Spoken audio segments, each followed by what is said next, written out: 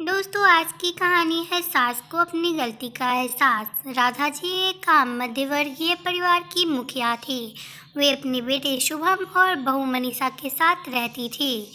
एक बेटी सीमा थी जो कि शादी के बाद अमेरिका में बस गई थी। राधा जी के पति की मृत्यु बहुत पहले ही हो चुकी थी। शुभम और मनीषा की शादी को 5 साल हो गए थे, लेकिन अब तक उनकी कोई संतान नहीं थी। राधा जी की बहू मनीषा भी जॉब करती थी, जो कि राधा जी को बिल्कुल भी नहीं सुहाता था। वे जल्द से जल्द दादी बनना चाहती थी, लेकिन मनीषा और शुभम यह अच्छी तरह से जानते थे कि अभी मनीषा का जॉब करना कितना ज़रूरी था। राधा जी अपने बेटे शुभम से इस बारे में बात करती तो शुभम किसी न किसी बहाने से बात को टाल देता था। इसलिए वे मनीषा को ही परेशान करने के बहाने ढूंढती रहती थी ताकि वह अपनी जॉब छोड़ दे। और अभी कोरोना काल में तो मानो उनके मन की मुराद ही पूरी हो गई थी। हालांकि वे दिल की बुरी नहीं थी, लेकिन पोते की चाह में वे ना चाहते हुए भी ऐसा कर जाती थी। अपनी हम उम्र सहेलियों को दादी बनते देखकर उनका मन दुखी हो जाता था। उस दिन भी घर में ऐसा ही कुछ हुआ। ऑफिस में काम की वजह से मनीषा देर तक सोती रही और राधा जी को अच्छा खासा मौका मिल गया। ये क्या बहू, अभी तक सो रही हो? पता है सुबह के 10 बज गए। शुभम भी बेचारा कब से उठकर ऑफिस के काम पर लग गया है और तुम हो कि अभी तक सोई पड़ी हो। चलो अब उठकर सबके लिए चाय नाश्ता बना लो। मुझसे कुछ हो नहीं पाता है, वरना मैं तो तुम्हारे भरोसे कभी ना रहती, खुद ही सब कर लेती। सॉरी माँ जी, और देर रात तक काम चलता रहा, इसलिए सुबह सुबह ही सो पाई थी, इसलिए समय का पता ही नहीं चला। आप चलिए, मैं अभी जल्दी से आती हूँ। हाँ हाँ ठीक है, मेरा कुछ नहीं, पर शुभम को देख लो, उसे कुछ चाहिए तो नहीं? कब से उठा है बेचारा। हे भगवान, मुझे जल्दी से ठीक कर दे ताकि मैं ही अपने बेटे का ध्यान रख सकूं। राधा जी ने नाटकीय अंदाज में कहा। राधा जी ने अपनी बहू मनीषा को उठाते हुए कहा। मनीषा ने घड़ी देखी तो वाकई 10 बज गए थे।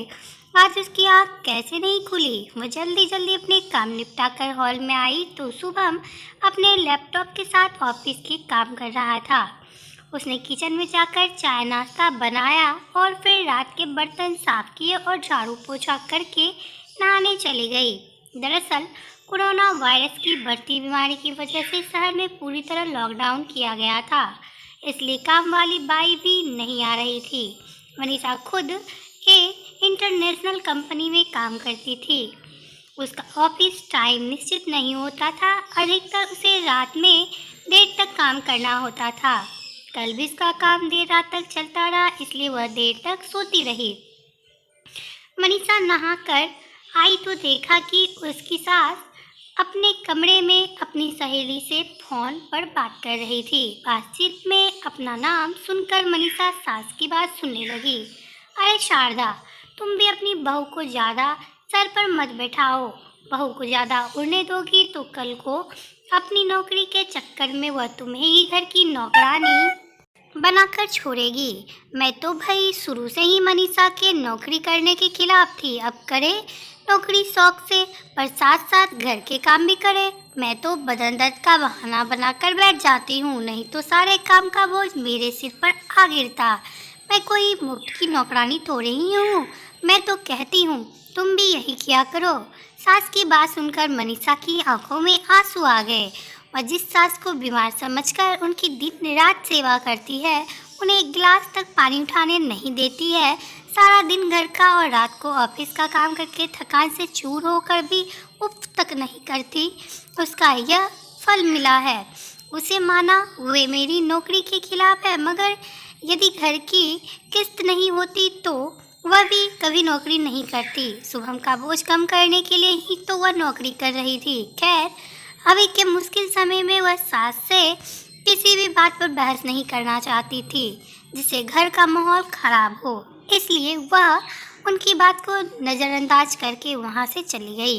लेकिन उनकी नज़रों में राधा जी की इज्जत जरूर कम हो गई थी। दूसरे दिन सुबह सुबह राधा जी की बेटी सीमा का अमेरिका से फोन आ गया। सीमा की सास उसके पास अमेरिका आई हुई थी।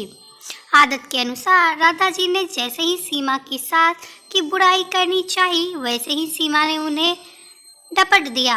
माँ, आप बिल्कुल भी मांझी के बारे में अनाप शनाप नहीं बोलेंगी। पता है आपके चक्कर में आकर मैंने उनके साथ कितना बुरा व्यवहार किया था, लेकिन आज मुझे उनकी कीमत पता चल गई है। तुम तो उनके यहाँ पर आने के कितने खिलाफ थी, मगर आज अगर वो यहाँ नहीं होती ना माँ, तो ना जाने हमारा क्या हाल होता। तुम्हें तो पता ही है कि मेरा नौकरी करना कितना ज़रूरी है। कोरोना ने यह भी ऐसा कह ढाया है कि घर से ही सब करना पड़ रहा है। किट्टू का बेबी केयर सेंटर भी बंद है। मैं और राजेश फुल टाइम बिजी रहते हैं। ऐसे में माँ जी ने अकेले ही किट्टू के साथ साथ पूरे घर का सारा काम संभाला हुआ है। मुझे कुछ भी नहीं करने देती है। अगर वे नहीं होती तो माँ हमारा क्या होता, यह सोचकर ही रोंगटे खड़े हो जाते हैं। सच में माँ, वे कोई साधारण महिला नहीं है, बल्कि मेरे लिए तो देवी के समान है। मेरे इतना अपमान करने के बावजूद। और सीमा रोने लगी। उसने फ़ोन कट कर दिया। सीमा की बात सुनकर राधा जी की भी आंखें भर आई। उन्हें अपनी भूल का एहसास हो गया था। मनीषा को वाकई उनका कितना ख्याल रखती थी।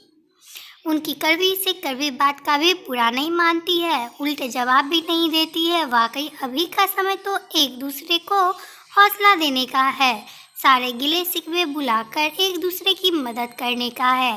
तो फिर वे स्वार्थ में कैसे अंधी हो गई थी, इतना कैसे गिर गई थी कि ऐसे मुश्किल समय में अपने ही परिवार की सहायता नहीं कर सकती। उन्होंने उसी समय मनीषा को बुलाकर उसके सिर पर प्यार से हाथ फेरते हुए कहा, मनीषा, आज से घर के कामों की आधी जिम्मेदारी मेरी रहेगी। मैंने आज तक तुम्हें जो भी कहा और किया उसके लिए सॉरी। चलो अब तुम जाकर आराम करो, खाना मैं बना लूँगी। इधर सास का बदला हुआ रूप देखकर मनीषा की भी आंखों में खुशी के आंसू आ गए और अपनी सास के प्रति उनके मन में फिर से पहले वाला सम्मान वापस आ गया था। शायद हमारे जीवन में मुश्किल समय आता है इसलिए है कि हमें एक दूसरे की अहमियत का पता चले। अपनी गलतियों का एहसास होने और आगे बढ़कर माफ़ी मांगने से वाकई इंसान छोटा नहीं बल्कि बहुत बड़ा हो जाता है, राधा जी की तरह। अगर आपको मेरा ये छोटा सा प्रयास अच्छा लगा तो आप मेरे चैनल को लाइक शेयर सब्सक्राइब जरूर करें, साथ ही बेल आइकन को प्रेस करें। कमेंट करके ये बताना ना भूलें कि आपको ये कहानी कैसी लगी।